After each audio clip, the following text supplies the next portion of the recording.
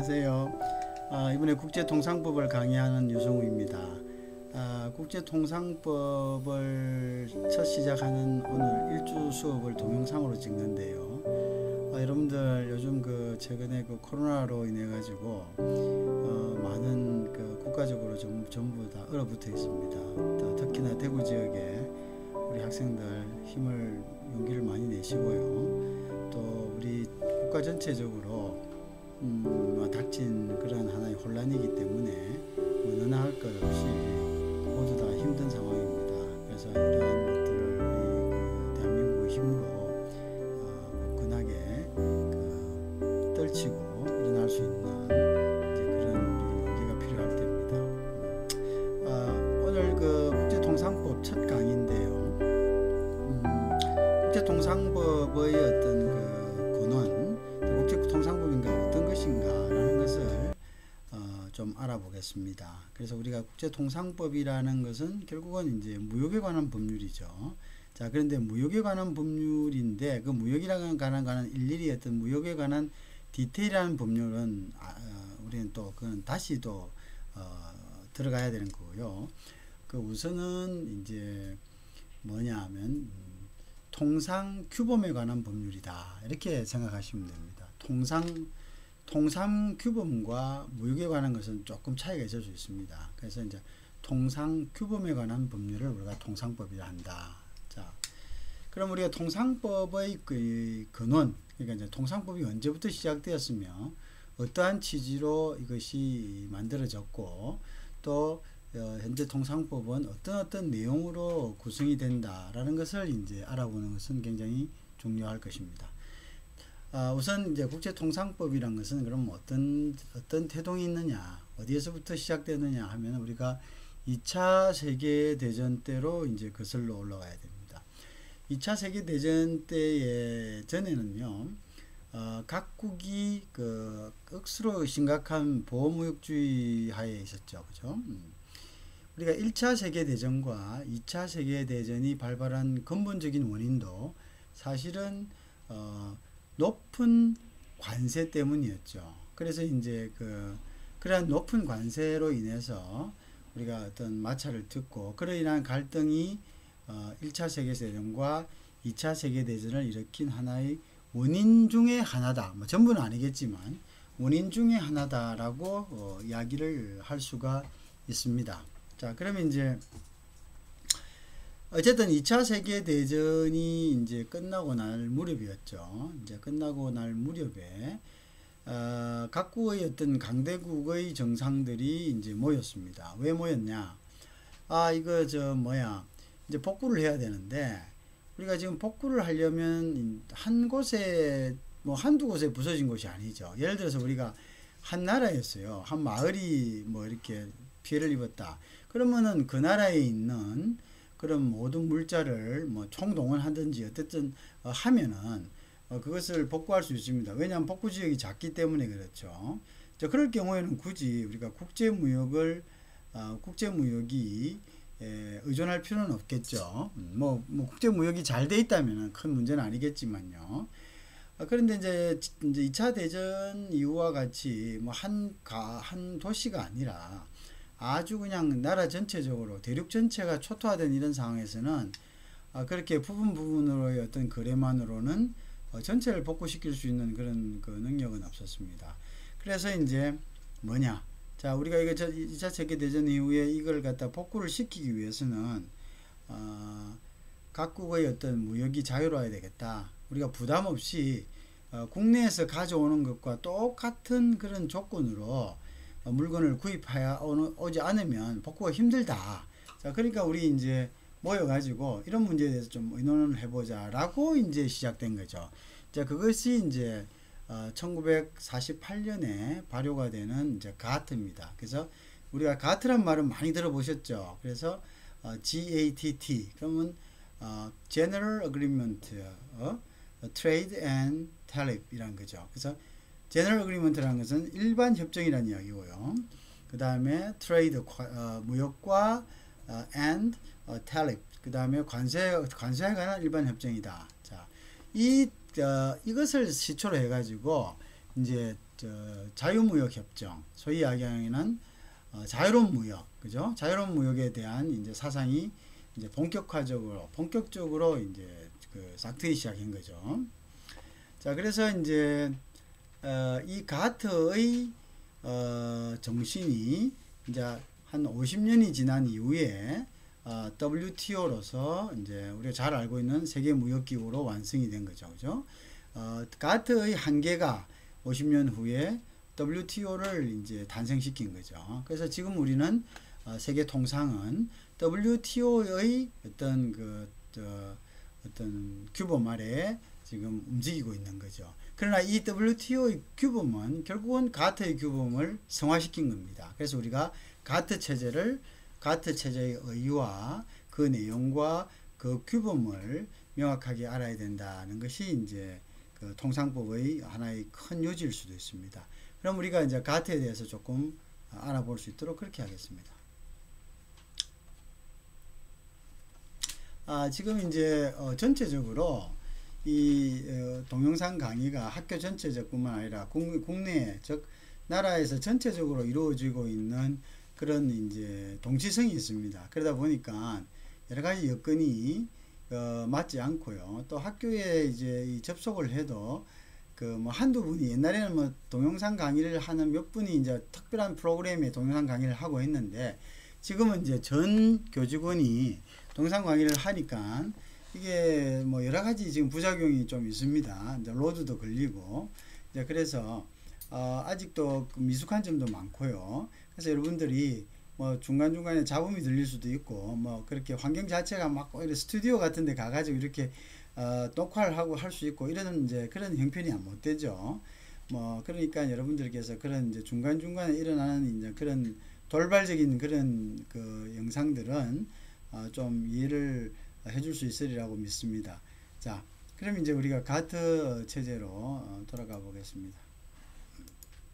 자, 우리 가트의 기본 개념을 알아야 되겠고요. 의의와 알아봅시다. 아까 조금 전에 제가 이야기를 했듯이 가트는 세계대전 후에 이제 주로 이제 재건 프로그램이었습니다. 그죠? 재건을 해야 되잖아요. 이제 너무 많이 부서졌으니까. 이제 이 재건 프로그램으로 이제 가트가 된 거죠. 그래서 2차 세계대전 이후의 어떤 재건 프로그램으로 이제 가트다. 자, 그 재건 프로그램을 주도한 것은 이제 미국이 주도였죠. 미국은 사실은 이제 2차 세계대전의 성전국이었고요. 또 2차 세계대전은 이제 주로 유럽 쪽에서 많은 전쟁이 발발했기 때문에 미국은 사실 큰 이제 피해가 없었습니다. 소련도 그랬고요. 유럽 중에는 특히 이제 섬나라인 이제 영국이 큰 피해가 없었었죠. 그죠? 그래서 대부분의 나라들은 거의 초토화됐었죠. 그죠? 유럽 대륙들은요. 그래서 이제 그 프로그램이고요. 자, 이제 이 사람들이 이제 끝나갈 무렵 이제 재건을 한다. 재건을 한다는 것 자체는 어떤 의미일까요? 패전국을 위해서 재건을 한다. 물론 도덕적인 있고 양심적인 그런 것도 있지만 어떻게 보면 또 좀 더 물건을 많이 팔 수 있는 비즈니스적인 어떤 그런 생각이 좀 강했겠죠. 그래서 일단 물건을 팔기 위해서는 지금 각국의 나라들이 취하고 있는 보호무역질이 그죠? 그러니까 높은 관세율과 무역 장벽들을 없애는 게 필요했겠죠. 그래서 미국을 주도로 한 선진국들이 1944년 미국의 그 뉴햄프스 지방에 있는 그다음 그 브레튼 우즈에 모였습니다. 그래서 이 브레튼 우즈에서 그 협상을 하는 거죠. 이제 합의를 해서 이 브레튼 우즈의 합의 사항으로 탄생한 것이 바로 가트. 그리고 우리가 알고 있는 IMF, 그 다음에 IBRD 같은 이제 그런 기구들이 탄생을 하게 됩니다. 자, 이때는 이제 높은 고율의 관세를 철폐해라.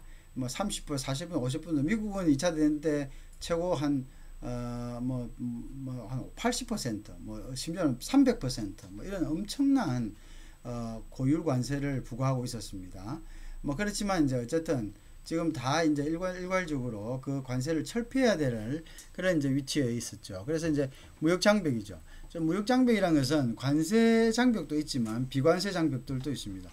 이제 무역 장벽이라는 것은 관세로서 수입품이 들어오지 못하게 하는 것도 있지만 관세 이후에 여러 가지 이제 수입을 이제 저해시키는 그러한 정책들이 있죠. 그죠? 그런 정책들로 이제 여러 이제 나라들이 자국의 산업을 보호하고 있었는데 이런 것을 다 철폐하자. 철폐하자. 왜? 지금은 이렇게 해가지고는 이제 복구가 안 된다. 이런 거, 재건이 안 된다. 이런 이제 논리를 내세운 거죠. 그래서 이제 1947년에 사실은 가트가 만들어졌고요. 1948년에 출범을 하게 됩니다. 그래서 가트는 이제 1948년부터 이제 출범을 하게 되고요. 자, 일종의 협정 형태의 국제무역기구였다. 자, 생각을 해보세요. 우리가 이제 WTO는 법적 자격을 갖고 있습니다. 법적 자격을 가지고 않고의 차이는요. 어떤 비준을 받았느냐, 비준을 받지 않았느냐의 차이에 있거든요. 자, 지금 이제 전쟁이 끝날 무렵은 사실은 정신이 없죠. 정신이 없어서 모였는데, 그게 이제 우리가 국제기구가 탄생하기 위해서는 어떤 국제기구를 만들자라는 이제 창립 멤버들이 필요하겠죠. 어떤 기구도 마찬가지입니다. 창립 멤버들이 이제 와서 국제기구 만들자라고 합의를 했습니다. 그 다음에 이제 국제기구를 이제 창설을 하면은 이제 거기에다 회비도 내고 정관을 만들겠죠. 그러면 거기에 이제 우리 어떻게 하자라는 약속을 하는데요. 이 약속을 대표자들이 약속을 했다 해서 국제기구가 되는 것이 아닙니다. 그러면 뭐냐? 국제법이란 것은 법원 자체가 원칙적으로 없습니다. 우리 국내에는요. 법을 보세요. 우리는 헌법이란 게 있고 형법이란 게 있고 그 다음 또 뭐가 있습니까? 뭐 여러 가지 법들이 있죠. 민법이 있고 뭐 행정법이 있고 다 있죠. 자, 이런 법들은 그러면 어떻게 해서 법이 됩니까? 그거는 당연히 국회에서 그 법을 통과시키죠. 국민의 대의기관인 법에서. 그러면 국제법도 마찬가지입니다. 국제법도 이제 회원들이 모여서 어떻게 결성하자라는 하나의 결성체를 만들고 거기에서 합의사항이라는 정관을 도출을 했습니다. 그러면 그 합의된 사항을 각국의 회원들이 각국으로 돌아가서 각국의 의회에서 비준을 받는다. 우리가 보통 인준 받는다는 국제법에서는 비준 받는다 하는데요. 비준을 받아가지고 와야지만이 비로소 정당성이 인정되고 법규로서 인정되고 법적인 지위를 갖게 되는 거죠. 근데 이제 가트가 만들어질 당시는 1944년이면요. 어떤 때였습니까? 그때는 아직 전쟁이 끝나지도 않을 때인데, 자, 미국과 같은 나라는 전쟁에서 피해가 적으니까 뭐 조금 뭐 이렇게 뭐 의회를 열 수도 있겠죠. 그럼 미국 외에 유럽의 멤버들은 열 수가 있습니까? 지금 뭐 야단이 나가지고 뭐 저 사람 그거 하기도 힘든데 뭐 의회에서 무슨 정신이 있어가지고 지금 뭐 국제사회의 어떤 기구를 갖다가 논의하고 그럴 정신이 없는 거죠. 그러니까 이제 대표들만이 자 우리가 또 영향력 있는 대표들이 모여가지고 자 우리 이렇게 하자라고 약속을 한 거죠. 그래서 이제 이것은 일종의 협정이다. 그래서 협정이다. 법적인 어떤 자격이 부여되기 이전의 조금 그보다 조금 낮은 단계의 협정이다. 이렇게 이야기를 하고 있습니다. 그래서 우리는 이제 이 당시만 해도 가트는 어떤 협정적인 약속적인 성격을 가진 국제기구였다. 실질적으로 국제기구였다는 말도 하면 안 되죠. 그건 법적인 형태가 아니었기 때문에요. 그렇지만 우리는 이제 편의상 그냥 국제기구였다라고 이제 우리가 얘기를 할 수가 있겠습니다. 자, 그리고 대한민국은 1967년에 가입을 했습니다. 자, 대한민국이 1967년에 가입한 이후에 1970년대와 80년대 와서 눈부신 경제성장을 하게 됩니다. 자, 세간에서는요, 자, 그 세주의 풍토에 가장 혜택을 받은 나라가 대한민국이다. 나라 중 하나가 대한민국이다. 이렇게 이야기를 하고 있습니다. 왜 그럴까요? 자, 보세요. 우리가 국내 간의 비즈니스도요. 우리가 그 사업 영역이라는 게 보이지 않게 있는 겁니다. 우리가 그 대구, 경북, 그 다음에 경기도, 그 다음에 서울, 부산, 뭐 호남 이렇게 있다고 합시다. 그러면은 다른 시도에 있는 사람이 또 다른 시도에 가서 장사를 해서 돈을 많이 벌어 간다면은 그 토착인들은 거기에 대해서 강한 불만을 표시할 겁니다. 이왕이면은 우리 지역에 있는 사람들에게 더 많이 팔아주고 한다면은 거기에 돈이 모이게 되고 그 돈이 그 지역에 투자가 될 테니까 지역 살림이 더 좋아지는데 뭐하러 먼 곳에서 온 사람들에게 돈을 줘서 우리 지역에는 조금의 그 어떤 이득이 없게 하느냐 이렇게 이야기할 수가 있겠죠. 그게 또 영 틀린 말은 아니고요. 국제사회에서는 그게 더 강했죠. 그게 굉장히 강했기 때문에 보호무역 정책을 해서 그걸 관세나 비관세 장벽으로서 다른 나라에 있는 어떤 물건들이 못 들어오도록 그렇게 한 거죠. 그죠? 자, 마찬가지죠. 그래도 그렇게 국내에도 그런 텃세가 있는데 국제사회인들 없었겠습니까? 그럼 이러한 텃세들을 극복할 수 있는 방법은 바로 어떤 네트워크였는데요. 강한 인적인 여러 가지 네트워크였는데요. 우리나라가 1967년도만 해서 6.25 사변이 끝난 지 얼마 되지 않는 그런 빈국에서 무슨 네트워크가 있겠습니까? 네트워크도 그냥 있는 것이 아니고 다 로비를 하든가 네트워크를 형성하기 위해서 많은 경비가 들어가는데 당시에 우리는 그럴 만한 재정적인 여건이 없었습니다. 자, 그런데 이게 정말 하늘이 도와가지고 국제사회가 자유무역 풍토로 이제 이걸 나아갔다 이거죠. 그러니까 우리는 굳이 이제 뒤에 보면 우리가 왜 자유무역 풍토가 우리가 그토록 유리했는가를 이제 우리가 실감나게 하는데요. 예를 들어서 뭐 똑같이 대우하게 하는 체국 대우라든지 내국민 대우라든지 이런 것의 어떤 혜택을 충분히 받은 거죠. 그러니까 우리는 크게 뭔가 로비하지 않고 뭔가에 정성을 들이지 않고도 자연스럽게 시스템상 자유로운 무역을 할 수 있도록 됨으로써 우리나라의 당시의 어떤 근면성과 또 강한 어떤 그런 마케팅력 뭐 이런 걸 가지고 우리가 어떻게 했습니까? 국제사회에 진출해 가지고 물건을 팔면서 자금을 갖다가 모아서 지금은 어떻습니까? GDP 기준으로 해서 11위, 그 다음에 교역량을 기준으로 해서는 세계 5위라는 엄청난 지위를 확보하게 된 겁니다. 여러분들이 우리 대한민국 이러면 뭐 우리나라 대한민국은 세계에서 한 30위, 40위 되겠지 뭐 이렇게 정도로 짐작합니다. 그렇지만 실상은 그렇지 않죠. 우리가 국가로 인정된 유엔의 국가로 등록된 국가가 200여 국가에 가깝습니다. 그 200여 국가 중에 11위다. 그리고 교역량으로서는 5위란 거는 그 탑 중에 탑인 겁니다. 엄청난 그 어떤 발전을 한 거죠. 그래서 이제 그런 것들을 보더라도 자유무역 기조가 대한민국에 얼마나 큰 번영과 기회를 주었는지는 미루어 짐작할 수가 있는 것입니다. 자, 그래서 이제 앞으로도 마찬가지입니다. 대한민국은 자, GDP에서 무역이 차지하는 비중이 60에서 심할 때는 80%까지 갑니다. 자, 그건 무슨 말이냐? 자, 우리는 무역을 해서 벌지 않으면 우리 국민의 어떤 개인당 소득을 올릴 방법이 없다는 것입니다. 그러면 향후에 이 무역 질서, 소위 이야기하는 통상 질서라고 하죠. 이 통상 질서가 향후에 어떤 방향으로 변할 것인가는 통상 질서라는 것은 국제사회의 어떤 힘의 논리에서 변하게 되어 있습니다. 자, 그리고 통상법이란 것은 수시로 변할 수 있는 거죠. 그죠? 자, 이런 것이기 때문에 우리가 이 통상법에 대한 내용을 충실히 알고 대응하는 것은 굉장히 우리 대한민국으로서는 중요한 부분이다라고 생각할 수가 있겠습니다. 자, 어쨌든 1976년에 우리는 가트에 가입한 이후로 80년대에 들었으면서 엄청난 이제 프로그레스가 있는 거죠. 그렇죠. 그런 것들은 이제 부인할 수 없는 거고요. 자, 그 다음에 이제 뭐 이거는 이제 구성이 어떻게 돼 있다는 거죠. 가트가 이제 구성이 어떻게 되는가. 가트의 구성 요소도 우리가 나중에 이제 살펴보게 되니까 너무 이제 걱정을 안 해도 됩니다. 자, 가트의 기본 구조 다시 한번 봅시다. 자, 기본 원칙은 아까 얘기했죠. 기본 원칙은 뭐라 했습니까? 자, 관세율 인하하자. 당시에 평균 30% 정도의 관세율이었습니다. 자, 그 다음에 이제 수입을 제한하는 걸 철폐하고, 자, 체국 대우를 똑같이 적용하자. 체국 대우란 것은 어떤 국가가 어떤 다른 국가에게 부여하는 혜택, 그 최고의 혜택을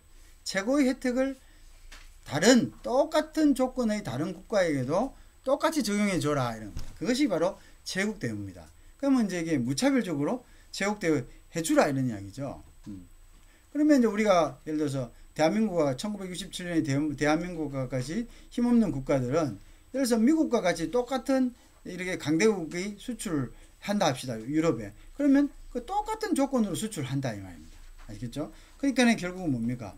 우리가 좀 더 부지런하고 좀 더 낮은 가격에 그 접근할 수 있다면 우리가 얼마든지 좋은 그런 결과를 낳았고, 실질적으로 그런 결과로서 우리가 많은 어떤 수출 성과를 기록을 하고, 그것을 토대로 해서 오늘날 대한민국의 어떤 그 경제 부흥의 어떤 토대가 되었던 거죠. 자, 우리가 이제 이 가트 체제 하에서 도쿄 라운드, 즉 1973년에 도쿄 라운드, 우리가 동경선언이라 하죠. 이후에 8차에 걸친 다자간 무역협정 협상이 있었습니다. 다자간 무역협상을, 가트를 우리가 다자간 무역협상을 하는데요. 자, 이런 1976년 동경협상부터 1973년 죄송해요. 동경 라운드부터 해가지고 8차에 걸친 협상은 전부 가트의 통제하에, 가트의 체제 하에서 이루어졌습니다. 그죠? 8차간 다자간 무역. 그럼 다자간 무역 협정이라는 건 뭐냐? 자, 최종적으로 이제 1986년도에 와가지고 우루과이 라운드에서 이제 WTO를 만들자라고 이제 결정을 한 거죠. 그러면 이제 다자간 무역 협정이라는 것은 무엇을 이야기하느냐 하면요, 회원사들을 만드는 거죠. 소위 말해 이제 회원들. 자, 가트의 회원들이 있습니다. 이 회원들을 모아놓고요. 자, 하나의 원칙을 정합니다. 원칙을 정해놓은 다음에 이 원칙을, 자, 회원국 모두에게 공평하게 똑같이 적용하는 것. 우리가 그걸 갖다가 무역협상이다 이렇게 이야기합니다. 그러면 굉장히 신속하게, 그죠? 획일적으로 신속하게 딱 전달이 되겠죠. 우리가 그렇지 않고 양자간 한다면 한 나라가 계속 붙잡고 이야기하고 이렇게 하면 얼마나 시간이 많이 걸리겠습니다. 엄청난 시간을 걸리기 때문에 이 다자간을 하면은 굉장히 빠른 협상이 진행될 수 있는 장점이 있다고 하겠습니다. 자, 이제 그런 이제 것들을 우리가 이제 다자간 무역 협정이다 그렇게 이제 얘기를 하죠.